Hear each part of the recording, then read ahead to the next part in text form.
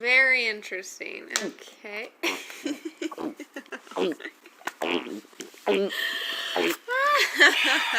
I need it! No, SpongeBob! No! Stop! Piggy!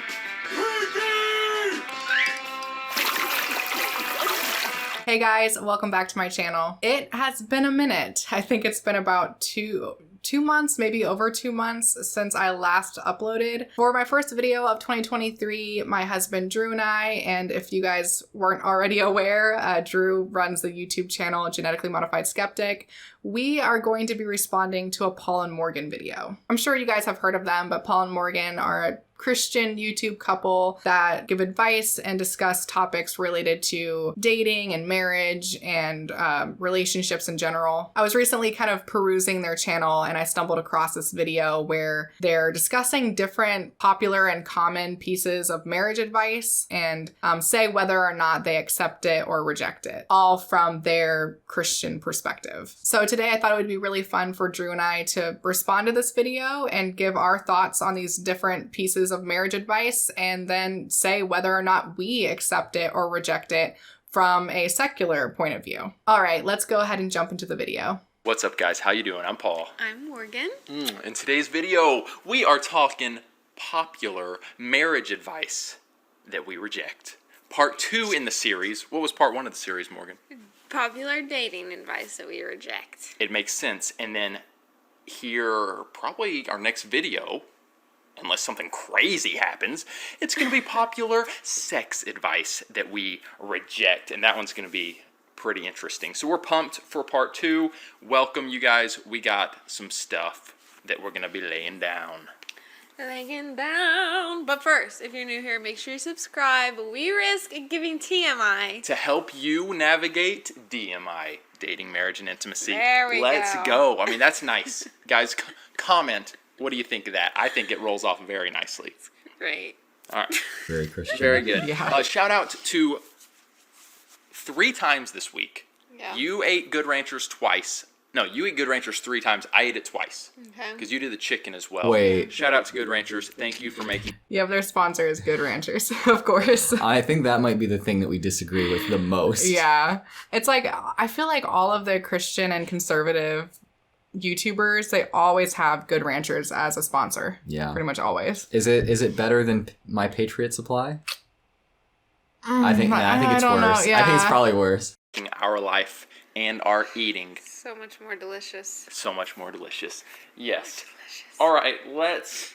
Get yourself some. Because free chicken until January 31st if you sign up for a whole year. There you go. You get free chicken There you go. for a whole year. All right.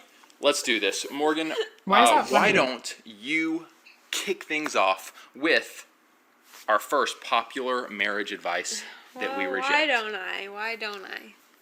All right, first one. This is a little weird. Paul hasn't heard this.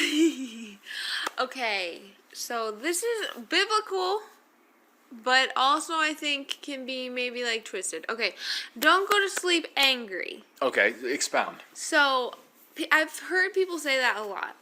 Of like, don't go to sleep angry at your spouse. I'm not really sure why she said that that's a weird one, because I feel like it's very, very common. Yeah, that's one of It's those a very- cliche bits yeah, of marriage advice it's- I've ever heard. Cliche, so I'm not sure why she's acting like it's super strange. Yeah. I don't know. Like, you better like fix the fight or whatever, or fix the issue. And to me, when I first heard that and we first got married, that felt like a lot of pressure because I felt like it made me feel like we have to figure this out and we cannot go to sleep until we're both just back to madly in love with one another. Interesting. And sometimes, you guys, when you get into an argument, a disagreement, it can take a few days to really like work through it and feel back on track with your spouse. And so this whole idea of like, don't go to sleep angry, I understand the principle, The principle. yeah. Yes, of like the Bible verse that literally says, "Don't let the sun go down On you in your anger, right? Yeah. Right. And so it's one thing, like, you should, I think, be able to always say, like, "Good night, I love you, we're gonna figure this out, and we're still on the same team." You know, Morgan, I think that the Jonas Brothers actually got it right. No, we're not gonna work this out tonight. So, can we agree that Yeah. the Jonas Brothers were ahead of their time? Sure. But Morgan, in all reality, like, They really like to sing a lot. Yeah, I mean, Morgan's a Yeah. fantastic singer, I mean, they're right? not bad. Yeah, no, she's really good. They're not bad. I just kind of find it funny. as I'm thinking through what you're saying, I like it. I think no matter what, tell me if you agree or disagree with this. I think even if you're in the thick of a disagreement or an argument, and I agree with you, I don't think it needs to be worked out. yeah, you don't have to figure it out right away, y'all. But I think you should still be able, especially if you're in an argument, Yes. to reach over and hug your spouse or give them a kiss on the forehead. Which is not easy when you're mad. Specifically for me. All right, very good. You guys comment and let us know what you think on that one. Very interesting. I will jump in. Thoughts? I was wondering what you thought about that before I go. I actually agree with them here. I don't think that it's necessarily good advice to make sure you're not going to bed angry. Because sometimes if you're in an argument or having an issue, like you need space and time to kind of process that and like Yeah. collect your thoughts. And that might be the next day. Yeah. You might not be able to like reconcile completely within, 24 hours. I think that the common wisdom here hits on something that is important. Like, it's necessary for you to have closure on an argument at certain points. Like, you need to be intentional about when you are getting closure on arguments. I think that, no, you don't have to always solve it before the sun goes down, before you go to sleep or something like that. But being intentional about when and where you have closure on an argument is important. Whatever it is, it should be an intentional action. Like, we are going to bed on purpose because we need to take time apart to rest or recharge or whatever, versus we're going to bed because just whatever, I'm just tired of this. Yeah, that's a good point. I mean, I think there comes a point where you're just like, you're both so exhausted that continuing the conversation is not going to help anything. You're probably just going to you're probably both going to keep spiraling in that. So it's better just to say like, hey, like we're going to come back to this, but we both need to get some rest. And once we're rested and everything, then we'll continue the conversation. Right. As long as you're intentional about your breaks, Yeah. then I don't think there's anything wrong with like it. you were saying, not as long as you're not just like, ugh, like fuck it. Like I just want to go to bed. Yeah. Into my first popular marriage advice that I reject. Okay. This is just, we said this in our last video, part 1. Some of these are like secular advice that we reject, but then some get into the Christian circles. And those to me are the most intriguing. And that's what I'm getting into a little bit here, which would be there is no leader in the relationship, in the marriage. There's no leader / head of the home. And I think that But is, that's not biblical. and that's what I'm saying. Well, right, I'm saying that this is the popular marriage advice. Oh, okay. I think it's interesting that Paul's the one that brings this point up. Like, of course. Yeah. That we reject. I see. I think you hear so many even Christian marriages, which would be considered like an egalitarian, which is no, like the husband and wife, they make every decision is made equally. There is no head of the home, and it's like, all right, we're trying to have a biblical marriage here, and what we see biblically, the biblical principles for marriage is what we're going all in on, rather than all the scholars and we did these studies, scholars, so forth. There's where we're sitting. Any thoughts on that? Yeah. So basically, they're just going to completely ignore science and all the studies on that and Yeah. instead just go with what the Bible says. Yeah, I think it's funny that he's saying that, kind of acknowledging, or I don't know whether or not egalitarian marriage has been studied to be like more successful long term Yeah. or happier or something like that. I'm not totally sure. He's saying that it is apparently better according to research, but he Yeah. still rejects it because research doesn't mean anything to them compared to the Bible. Yeah. I think that's good. I think, you know, people just flip out when any Christian, like, talks about how the marriage should be either the man is the leader, the woman submits, but it's just like, there's sometimes the man is like, as the leader is like, hey honey, I've decided you can lead in this. We've never had a straight up conversation like that, and just FYI, but like, it's just been like clear. I don't know, anywho, whatever, besides the point. Oh, 100%. I think there are things that, like, the wife is more gifted in Yeah. and is more ready to, like, I got this. Mm-hmm. Hey, husband, I got this. Mm-hmm. Absolutely, wife. I bless you in that. You rock at doing that. You're better than me. You know more about it than me. But as a general overarching principle, guys, Yeah. the man is the head of the home. I'm just saying it. You know, we can go deeper. We did a video that I can link below. I think we call it like husband and wife roles. And we dive into it more deeply. But for the sake of this video, we're just laying it out there. Do with it what you will. Do with it what you will. It's beautiful. It's a beautiful thing when done well. Very good. All right. So what I find kind of interesting about that one is that they basically said that there are certain situations where the wife should be the leader Yeah. because she might be more skilled in certain areas. Yeah. So it's like they're kind of admitting to the fact that the husband isn't always the leader in every single situation. Yeah. But then also he still has the title. Like it's still very important to them that he has Yeah. the title of leader. Yeah. And it's just like, if that's not how it's playing out practically in their marriage, like, why is that title so important to them? Because they have to adhere to biblical dogma. It's kind of like, you know, when we were in Israel and it was like they had kosher elevators where on Saturdays you couldn't like press the button to go up an elevator because of work. So they had these elevators that just open and you walk in and then it stops at every single floor. Yeah. And it's basically just getting around the dogma with a technicality. Yeah. That's what this seems like. Technicalities. I mean, it doesn't sound like they're doing something that's all that different from what we do. Yeah. Because I was going to say at certain points, you are the leader because you're better at it. And at certain points, I'm the leader because I'm Yeah. better at it. And sometimes it's completely egalitarian.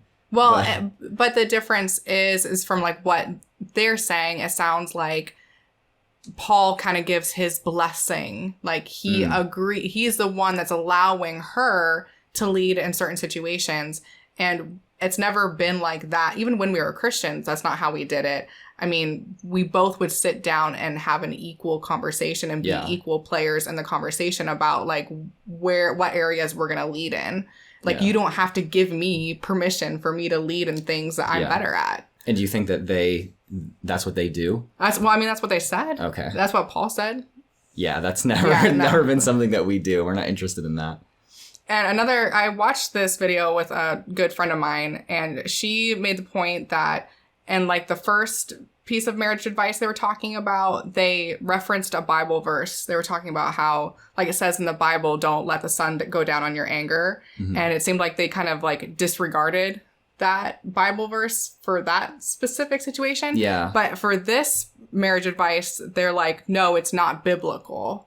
Yeah. It's like we want to stay according to what the Bible says. Right. So in certain situations, they are disregarding the Bible and verses in the Bible. And in other situations, they're like, no, we have to stick to the Bible. Yeah. So it's like they're not consistent in their perspective. That's very true. Now, I'd say, Paul and Morgan, if you're going to ignore any particular part of the Bible, then ignoring the bits that talk about Christian marriage might actually be the best to ignore, because 1 Timothy, 2 Timothy, Titus, the places where those things are found, those are books that were written in Paul's name, but were not actually written by Paul, according to the vast majority of biblical scholars. Like, you know, if you go to evangelical scholars who sign written statements saying that they believe that the Bible is 100% inspired, inerrant, whatever, they're not going to say that those were forgeries, but everyone else will say that. So, yeah, maybe ignore the bits about how Paul has to be the head of marriage. And if you want to keep clinging to, I believe that other verse was in Proverbs about not letting the sun go down in your marriage. That's cool. By the way, that's not written by Solomon either. Probably just some random scribe one day. So That's my little info dump on that. I mean, it's like if you're gonna cherry pick stuff and choose to ignore certain parts of the Bible, maybe ignore the ones that are like everyone agrees are forgeries. Right, yeah. Oh, and also if it's not clear, we reject that. Or yeah, I guess we accept that because the marriage advice is there is no leader in the marriage. Yeah. And or you could say there is a leader depending on the situation. On the situation. Yeah. I mean, that's how we do stuff. And I think even when we were Christians, like our positions, I guess, or the roles that we had in our marriage, like I've usually done the stereotypical male role and you've had more the stereotypical female role. Yeah. So it's like we've never really done things how they say is biblical. Right. Next is conflict should be minimized or avoided at all cost, or like uncomfortable conversations, just don't have them. Like try to just move on with y'all's lives. So that statement you just said, we reject. I have a bone to pick with Morgan on this one because I don't think I've ever heard it given as advice to ignore conflict. Yeah. Who says that? Like, I feel like because they're trying to talk about secular marriage advice, they're like purposely finding ones that are trash or something. Maybe so. Yeah, I mean, I don't want to assume, but also it's like who would give that as advice? That's not even advice. Yeah. Yes.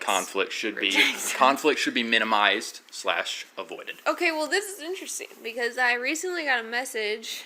I got a couple messages, actually, and the theme in these messages from different people were saying that they didn't want to have a conversation with their spouse because they knew that it was going to make their spouse feel uncomfortable or possibly, like, hurt their feelings, or knowing, like, bringing up the past, like, really hurts them and they just can't do it, yet it's, like, keeping them from really, like, having a deeper relationship with their spouse because they refuse to talk about this stuff.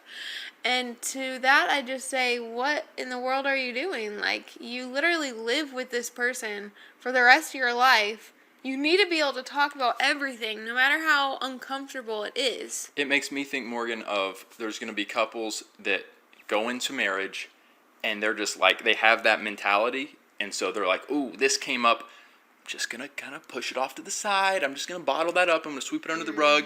And they might have a pretty smooth first year of marriage. It may appear that they're crushing it. Yeah. And then year 2 goes by, and then they get to year 3, 4, 5. They have all this unresolved stuff, and it's going to start bubbling up. And so if you can learn how to argue well, argue in a respectful way, have a fight or a disagreement in a loving, healthy way, that's better to go ahead and address it. Now, I think of like our first year of marriage, we may be... What's your thought on what he just said about having, like, if you're going to argue in a loving, healthy way and have a fight in a loving, healthy way? I mean, I don't necessarily think that if you have some disagreement or conflict that has to, like, you have to argue about it. I probably wouldn't call it necessarily an argument, especially not a fight. But the spirit of what he's saying, I agree with that. Yeah, it is easy to push things, like just sweep things under the rug for a while, but then they will come out and they'll be more intense later. I mean, it's very like tempting to just be like, I'm just not going to bring this up because I don't want to like hurt the other person's feelings, but that stuff usually comes back to bite you. So yeah. Went too hard in that direction. Oh, when you say we, you mean you, right? Perhaps. So you know, use good judgment, use good discretion. Not everything needs to be dealt with in the one day. Right. But don't be sweeping stuff under the rug. Yep. That's good, Morgan. All right, before I do the next one. I completely agree with everything that they're saying. Like, I don't sweep stuff under the rug because that stuff needs to be talked about and it'll come out sideways in the future if you don't address it. But also, I just still... I don't think that that's marriage advice that anyone's giving. I've never heard that given as marriage advice, so I'm not really sure why this is even included in their video. Yeah, maybe people would say, oh, you know, a good relationship looks like you never have any conflict at all. Like, some people might think that, but that's not... Still, I don't think that that's really... It's not really popular marriage advice, exactly. Well, it's not good marriage advice. Yeah, a little strange to put this on the list, but... in the end, like, I do agree with what they're saying. Yeah, Ultimately, yeah. it's good. It's a good thing that they're saying. Yeah, definitely. You guys saw in the thumbnail, Morgan came up with it, which was, what did it say? Could lead to divorce. Could lead to divorce. There's one in particular that is the big, in my opinion, that we're about to get to. It's actually one of yours that we decided on that is the most problematic in terms of potential divorce. So I just want to let you know. I actually have two. Okay, all right. You don't know the second one. All right. But the first one, yes. Very good. Before I do my next one, guys, help us out. We really appreciate it. Give the video a thumbs up. Really appreciate it. Give those numbers up. Give those thumbs up numbers up. Give the thumbs up numbers up. Yes. All right, my next one would be my dear loving mother actually offered up this one. So she offered up wisdom for our first part 1 Oh, video, and then this was her wisdom for part 2. all right. Mom she's gotten a bigger say in our content because she's like sitting right above us with Luca. Oops, spill some water. Wow. So that's a real thing. She's getting more of a say. But she offered up this one. She said, here would be something I reject, a popular marriage advice. Not all marriage counselors are good. And I think you hear and you've heard it from us, if I'm remembering correctly, like we advocate, I know we do, we advocate for getting therapy, for getting counseling, marriage counseling. And so I think you could kind of think to yourself, okay, I'll go to a Christian marriage counselor to help our marriage and we'll be good. It is, I don't know if they're going to say you should only be going to a Christian counselor, but I do have to say that it is very refreshing to hear a Christian couple say that therapy is acceptable. Yeah. Because when we were younger, when we got married the same year as them, there were people that were saying, yeah, counseling is good, therapy is good, but only in a biblical sense. Like, you should go to a pastor. You should never, ever go to a therapist because the Bible says the only counsel should be the Holy Spirit. Right. Yeah. It's like they thought that psychology was evil. As we continue listening to what they say, they do advocate for therapy, but then they also are like, well, it needs to be biblically sound too. So not based on psychology then. Well, we'll see. You'll see. Okay. Yeah. I wish that Every Christian counselor was great. Yeah. But there's a lot of Christian counselors out there that are not great. There's a lot of them. Yeah, that's true. I mean, I think that there are a lot of counselors that happen to be Christian that are very good at what they do. Oh, yeah. Yeah. There's a difference between that and a Christian Right. counselor who's counseling based off of biblical principles mainly. Right. Yeah, those are different things, Yeah. you know. Them that really don't have the right training biblically and psychologically, whatever. People are gonna be like, what a dumpy. Well, my thoughts, go ahead. No, that's all I have. I was just going to say, like, there are lots of Christian marriage counselors out there. But then I think if you flesh it out, ultimately, don't go to one Christian counselor and then they say something and then that's just immediately you dive into that advice, that piece of advice, which might be might have very significant ramifications for your marriage. Don't just eat that up and then that's, all right, we're doing this hook, line, and we're buying into this hook, line, and sinker.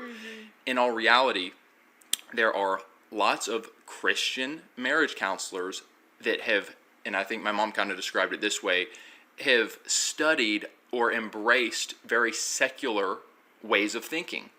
And so you may not hear any talk about the Bible or God brought into your session, and they're just spitting off what they've heard, which is, I would say, very worldly wise, lots of worldly wisdom, without actually going to Scripture and saying, let's look first and foremost, what wisdom does Scripture have to offer? Oh. So, yeah, I think by worldly wisdom, he means, like, Evidence-based methodology. Yeah, evidence-based methodologies. They obviously have kind of a lack of understanding of how science works. Yeah. And the fact that the methods that counselors use are not just like wisdom or like it's not sayings just like that philosophy. people say. It's like there's actual science and methods that go into it. Yeah. So, yeah. So it's like they're kind of saying that they, like, therapy is a good thing, counseling's a good thing. But as you listen to them, it's obvious that they definitely think that going to a Christian counselor that primarily uses the Bible as, you know, in their sessions, that's what they're kind of encouraging and pushing for here. Yeah, that's unfortunate. I guess I have to take back what I said before, because it's like, yeah, that's pretty much what people told us when we were getting married. Like, yeah, therapy is great. My pastor is available. Yeah, which go see a licensed counselor that actually knows what they're doing. Right. I don't think it's necessarily bad to see a counselor that happens to be religious, as long as they're not bringing their beliefs into the session, as long as they're using evidence-based methods. And if you're Christian and it's important for you to go to a counselor who's also Christian, then that makes you feel better, then cool.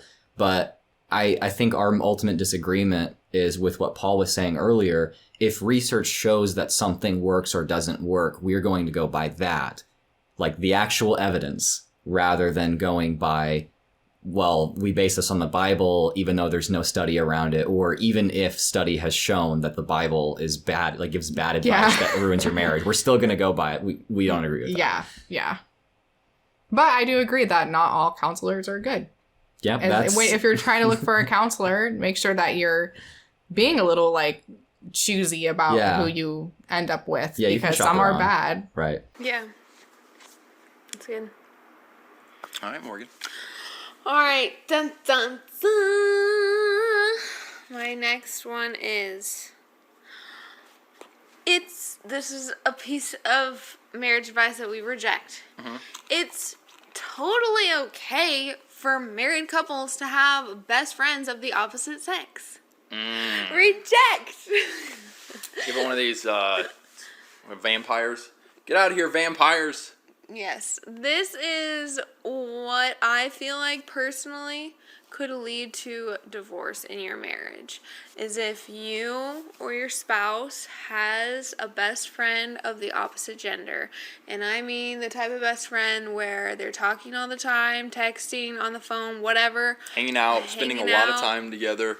They confide in them rather than confiding in you first, or even after you, whatever.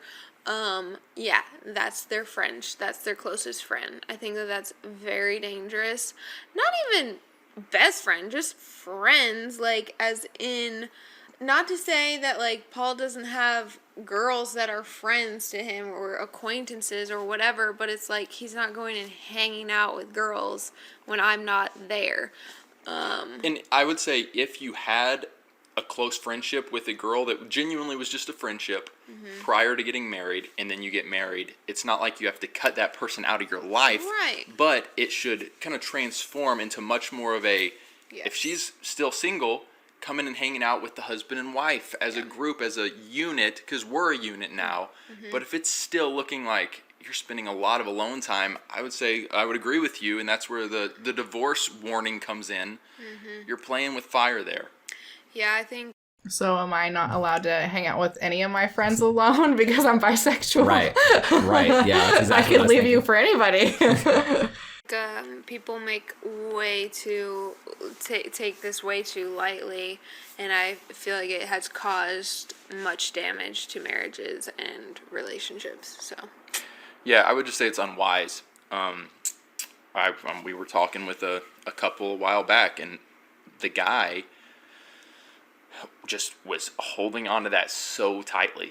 It was such a big deal to him of, oh, no, I have these girlfriendships from when I was single, and we are still really close. My wife doesn't like it, but it's so important to me. And Morgan and I'm just sitting there listening like, I was like, why? Why is this so important to you when your wife is, like, literally broken over this? And you're choosing, like, I can just hear by how you're describing it, you're choosing these people over your wife. Like, it sounds like they're more important to you, these past female friendships. Now, it would be... I don't know, and that, like, in this other couple that they're talking about, it almost sounds like the guy must have had feelings or something for one of his friends, because if he's, like, actively like not caring at all about what his wife's feelings are about that.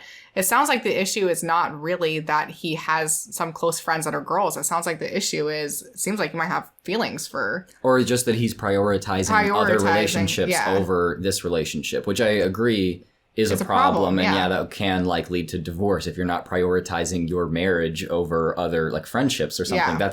That's a problem, but I don't know that... I mean, yes, I guess like attraction can be a part of that, but I think that that's a problem regardless. If your husband is hanging out with the guys all the time and he doesn't want to spend any time with you, that's just as much of a problem. Yeah. One thing, if your wife is literally telling you you can't be friends with anyone, man or woman, like, but specifically men, she's like, no, you can't have any friends, it's just me. Like, that's an issue and you need counseling for that. But if she is uncomfortable with the friendships that you have with other women, you need to take that very seriously, and vice versa. You do. And that's good. That's big. And I could see some people really being like, oh, no, that just sounds petty. Like, I have totally innocent friendships. Mm-hmm. Again, I would just say use wisdom, use caution. And if you're just spending a lot of time with a person of the opposite sex that's not your husband or wife, mm-hmm. really examine that. Like, really examine that closely. Yeah. I think it's really dependent on the couple. I mean, yeah. You and I have kind of always had, like, I make friends with girls really easily, mm-hmm. and I always have, like, more so than with guys. Yeah. But that hasn't caused a problem. And then, like, you make friends with guys, like, easily enough, and that hasn't caused a problem. Well, and, like, when we first got married and I was still in college, a lot of my friends were guys. That's true. Because I was in aviation, right. like studying aviation, and I like was one of the few women in my classes. Yeah. So I just ended up being friends with a lot of guys. Right. I mean, yeah, again, if you're prioritizing relationships over your marriage, that's absolutely going to cause a problem, and it is like a huge red flag for getting divorced. But that's doesn't have to do with whether or not the friends are men or women. Yeah. You know, it could, and that's an issue regardless of that. I imagine for some people, this can be a problem. Like, I've known guys that cannot be friends with women without being attracted to them. Like, they'll only be friends with women that they are attracted to. And then it's like, then they have that friendship, and that friendship is based on the fact that they're attracted to them. And like, that's going to cause a problem. Well, that sounds like that's more of an issue that they have to work out themselves. Right. So if it's, you know, if the scenario's like that, then sure, that's an issue. But I don't think this advice applies to everyone. I think it's going to differ person to person. Yeah, it's going to be situational. And for it to be a hard and fast rule that no, you cannot have friends of the opposite gender, I mean, that's not going to work or be applicable to a lot of people. I mean, I know for us, we don't accept that, you know? Like, we have friends of the opposite gender that we hang out with one-on-one. Right. But that's because we have a lot of trust and honesty and communication that's built up in our relationship. Yeah. And, like, that's what you need to focus on, not trying to make it, like, prevent all of these different like, worst-case scenarios from happening. Because, like, to me, it seems like they're trying to, like, have so many, like, rules in their relationship that they prevent even the possibility of one of them developing an emotional attachment or feelings or attraction to someone else. Yeah. Which, in my opinion, is kind of a naive perspective on that because you're going to. It probably will happen. It probably will happen. And you need to be able to have, like, an open and honest conversation about that. Like, what do we do if and when this happens? Right. And that's going to look different for different people. Yeah. Yeah. Good one, Morgan. All right. Popular marriage advice that we reject. Morgan, I came up with this one while I was at the gym. Okay. You have no clue what it is, and I honestly don't totally know if you're going to agree with me. Oh, dear. All right, let's hear it. When I was dating someone in the past, I went over to her parents' house, and her parents were very intense. And the mom looked at me and said, Paul, I just want you to know, if you marry my daughter, you're marrying the whole family. And I now, years later, as I reflect on this, my advice that I reject, and hear me out, I reject that when you marry a man or a woman, I reject that you're marrying their family. Because ultimately, you're marrying this person. And this is going to be the person that you spend 99% of your time with. This is going to be the person that you are going to be working through everything with and navigating life with and having children with and so forth and so forth and so forth. It's not their family. Is the family dynamics important? Should you work to grow that and cultivate that? Absolutely, but you are not marrying the family.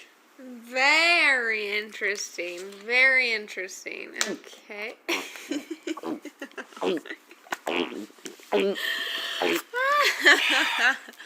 Penny for your thoughts. Okay.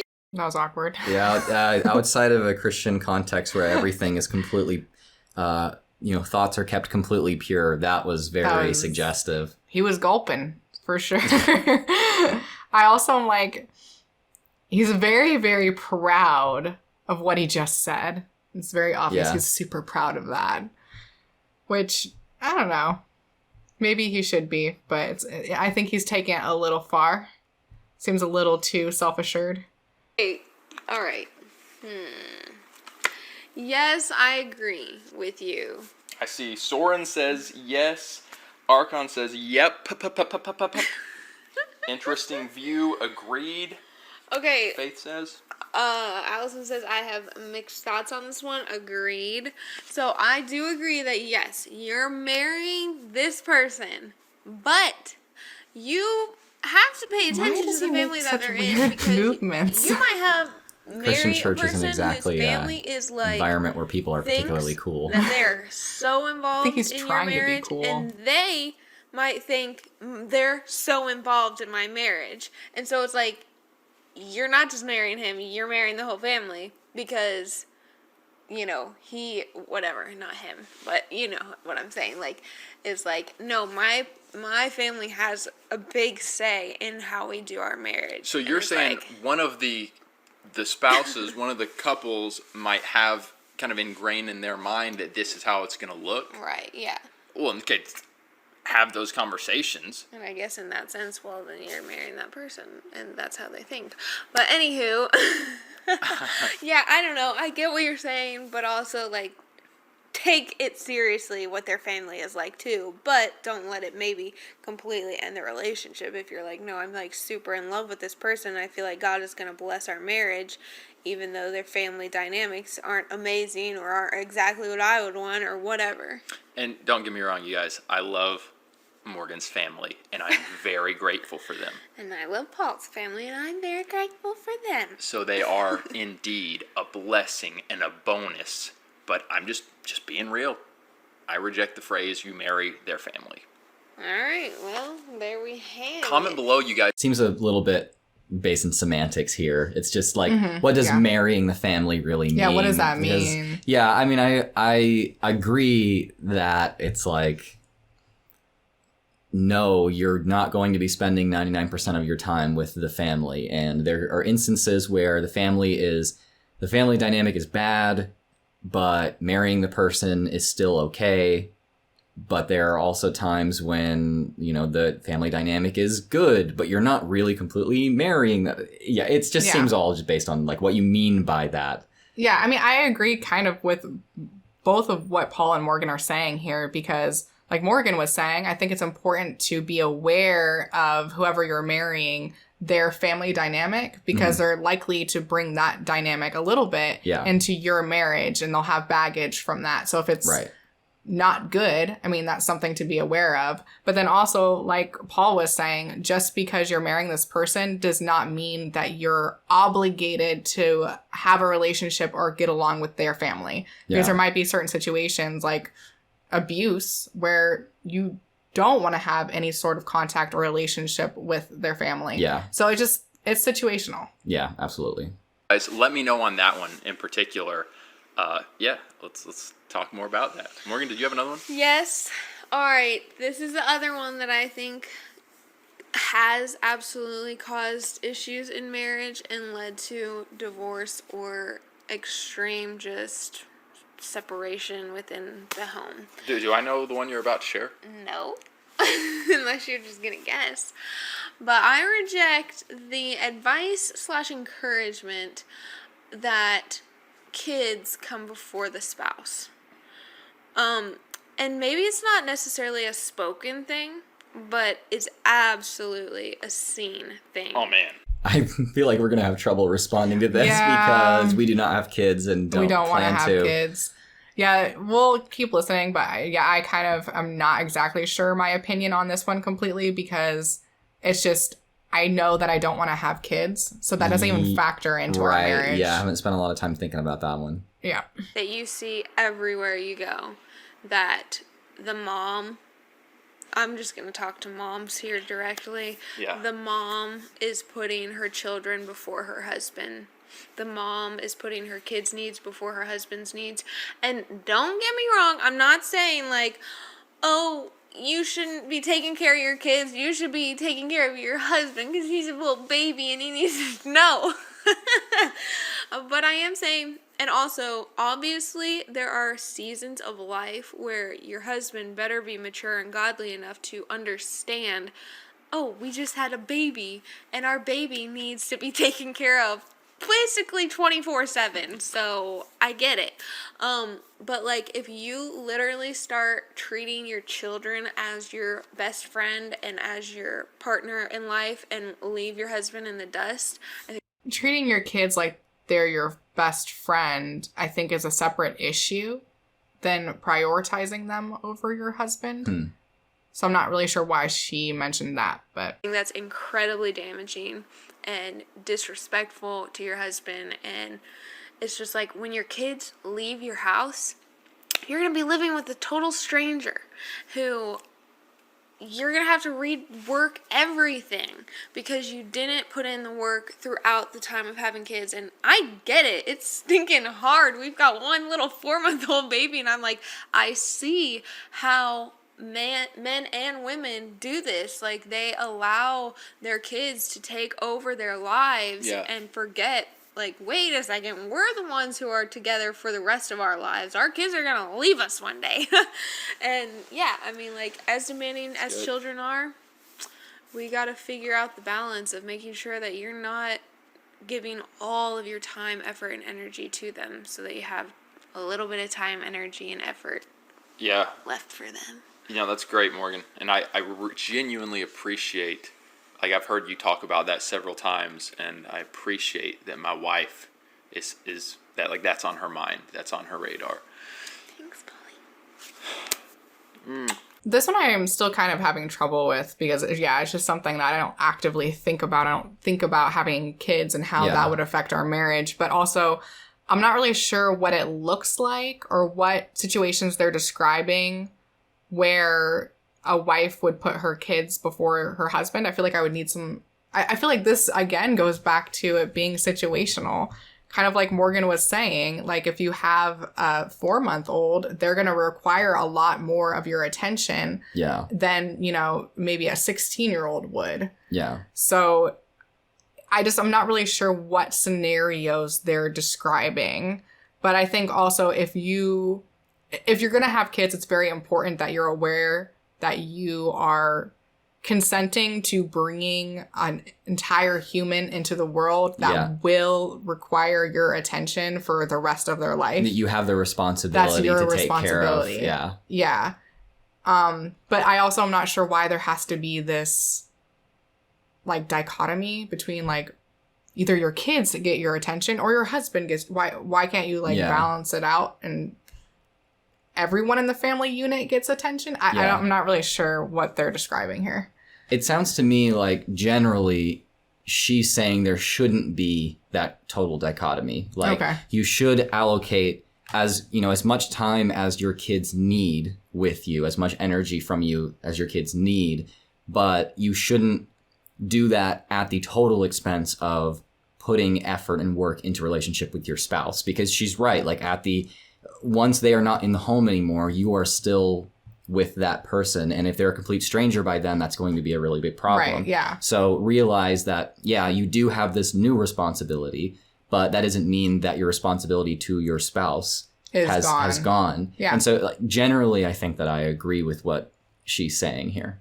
Yeah. Sometimes I think people think that especially because having kids is God's plan, that having kids will make your relationship with your spouse better.